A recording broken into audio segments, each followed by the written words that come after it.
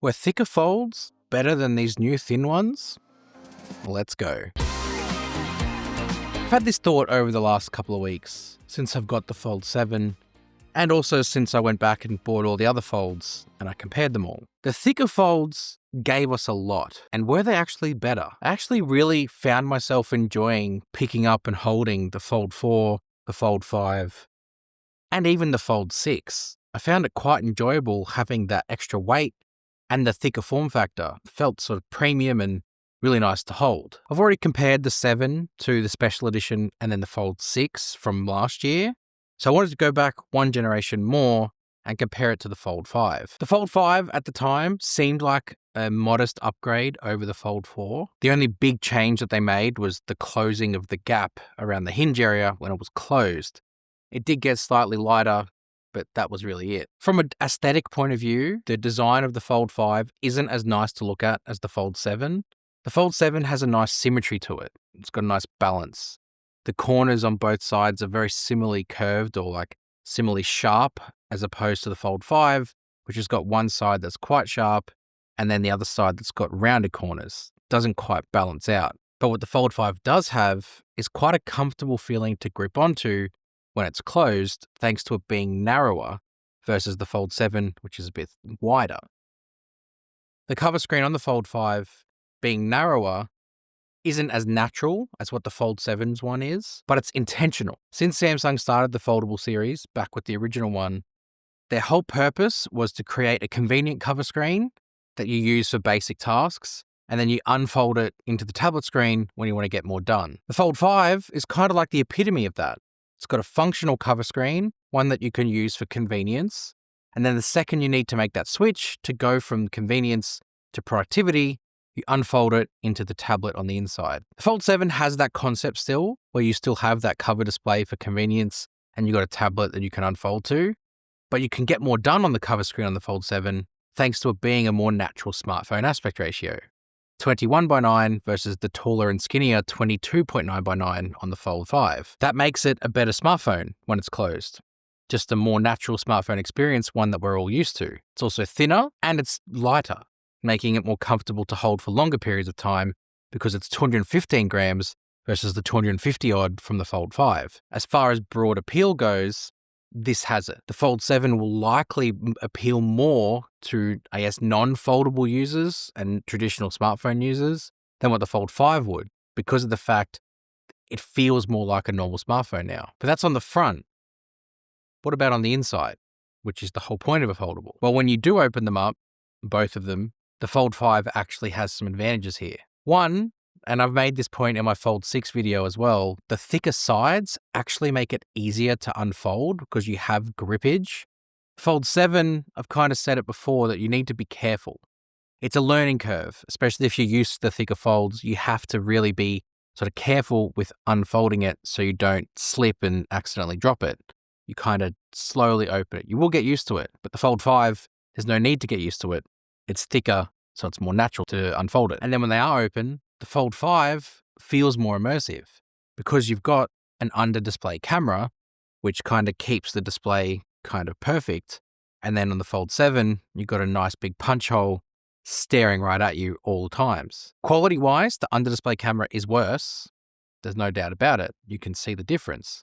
But the Fold 7, even with the better quality and the wider field of view, you're barely using this selfie camera. You've got so many other ways to take selfies on a foldable, especially using the rear cameras, which are just miles better, that having an under-display camera just makes more sense for video calling and stuff like that versus needing to put in this better camera. Because the under-display camera will get used more as a display than it would a camera, just will. And when you watch content, you honestly get distracted by the location and placement of that punch hole. I do agree with some people where it maybe could have been tucked into the corner a bit more. I also understand Samsung logic that it's probably better to view when you're as a camera there, but as a not camera, well, just gets in the way. That inner display, as well as having that immersion from the under display camera, also has S Pen support. I actually have missed this on the Fold a lot more than I thought I would, but the fact that it's not here on the Fold 7, especially after coming from the S25 Ultra, oof, it hurts. I love the ability to use the S Pen on the big tablet screen to write down football tactics and team formations. And then I just don't have that option anymore with the Fold 7. So the Fold 5 still retains that because of the fact it's that thicker design. It kept the display layers in, and it kept the, what's the word I'm looking for here? Digitizer. I knew I'd get it eventually. It just feels like a waste to have this big 8-inch tablet and not have S Pen support for productivity and creativity. I get that it probably only affects a real small minority of people, maybe even smaller than the Bluetooth disappearance on the S24 Ultra's S Pen earlier in the year. But damn it, I want my S Pen back on the Fold. The Fold 7 does have an advantage with that inner display in that the crease is less pronounced, which means that when you're viewing content on angles, you won't see it as much. But also, when you're running your finger over the center of the screen, you won't feel it as much. It's not as deep or it's not a big gutter. It's kind of a shallow gutter, if that makes sense. And the Fold 7 also has a dust rating, IP48 versus IPX8 on the Fold 5. It's a small design change, but it does give you peace of mind. I do actually believe that the only reason you might want to upgrade from a Fold 5 to a Fold 7 is if you find the Fold 5 heavy and cumbersome to use because of its thicker nature. If it doesn't bother you, if you actually like the narrower display to get convenient stuff done, and then you have the tablet on the inside with the under-display camera and S Pen support, then stick with the Fold 5. But if you think that a Fold 7 with its thinner form factor is better, then maybe you go with that. Of course, if you're going to put a case on your phone, that might make no difference anyway. The case you probably should use is one that keeps that sleek, thin, and light profile. And one from the supporter of this video, Thinborn, should be a really good option. The Thinborn case is kind of made from that aramid fiber. It's really light and really thin. It literally protrudes almost nothing out from the back of the phone, and even the front cover that comes with it also protrudes nearly nothing out from the front of the phone. So really all it's doing is just adding that layer of protection over your phone whilst maintaining its lightweight and thin profile. I really love the attention to detail from Thinborn as well. The box that the case comes in is really nicely packaged. There's a nice little note. And also the fact it comes with a screen protector as well in the box is also really good. Thinborn sent me one out for both my Fold 7 and my Flip 7, and both cases provide that protection, but also keep it thin. You can use the link in the description to check them out, and thanks to Thinborn for sending the cases out for both my Fold 7 and Flip 7. Cameras are next. This is where, I guess, from a hardware level, there's a disparity that doesn't matter which you prefer, one is definitely better. Not necessarily in the core fold functionality, just from a pure hardware of the sensors. And it really just favors the point and shoot nature of smartphone photography, because the Fold 7 has 3 new cameras to help facilitate that. You've got a new 200 megapixel main camera, you've got a new 12 megapixel ultra wide, which now supports macro capabilities, and that new 10 megapixel inner selfie camera that has a 100-degree field of view. I'm going to start with the least important one, the selfie camera. Let's take a look at them. So this is the selfie cameras, inner selfie cameras from the Fold. This is Fold 5, the one that I'm looking at right now, and then now this is the Fold 7. Fold 7 supports 4K 30 with this inner selfie camera, and as you can see, it's got a much wider field of view, whereas the Fold 5 is a lot tighter and it only supports full HD. And because it's having to see through pixels on the screen, it's quite a bit tighter. So obviously, this inner selfie camera on the Fold 7 is miles better. But for video calls, what more do you really need? Honestly. Anyway, it's just to see the difference. And obviously, Fold 7 is better. But I wouldn't upgrade for that camera alone. In fact, I don't think it's worth upgrading for that at all. If you want to upgrade for camera purposes, you choose to upgrade based on the rear cameras. The 200 megapixel rear camera is just better. It is. It's a better sensor in every single way. It's a bigger sensor size, 1 in 1.3 over 1 in 1.56. It's got quad pixel autofocus versus dual pixel autofocus.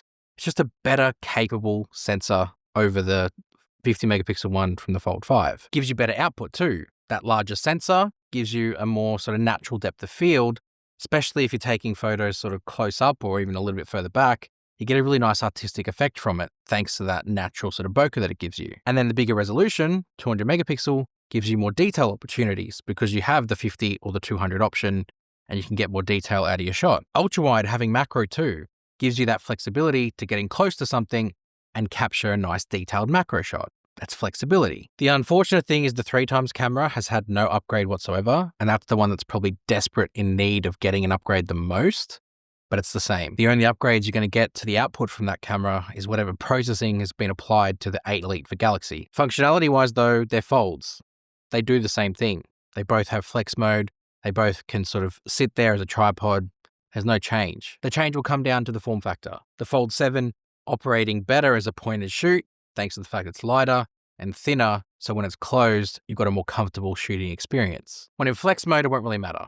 But again, thanks to the better hardware, the Fold 7 will have better output. Software-wise, the Fold 5 is going to get oneui 8.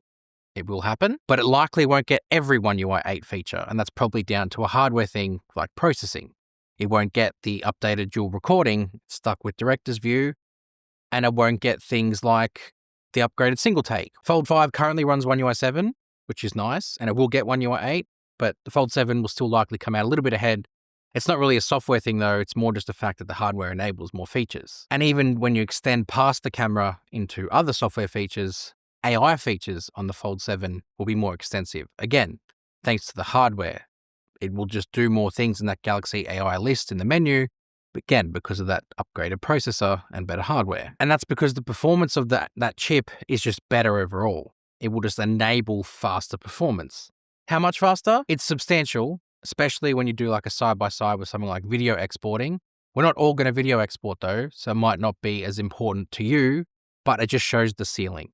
So if you are going to maybe export things in TikTok, or if you're someone who edits videos in a social media app, you can see the difference that this will have thanks to that better processing power. Day-to-day life function, you won't notice this, but it's just when you need to get more done where you will. So the real actual upgrade comes down to a few things. Thinner and lighter and a more usable cover screen on the Fold 7 with a better point-and-shoot camera experience thanks to the better sensors and better hardware, and upgraded Galaxy AI because of the fact it's got the better, newer processor. But if you prefer to keep hold of what you've got or find a second-hand or refurbished Fold 5 somewhere, you get an inner-screen experience that's potentially more immersive thanks to that under-display camera, and you get more productivity out of it thanks to the S Pen capabilities.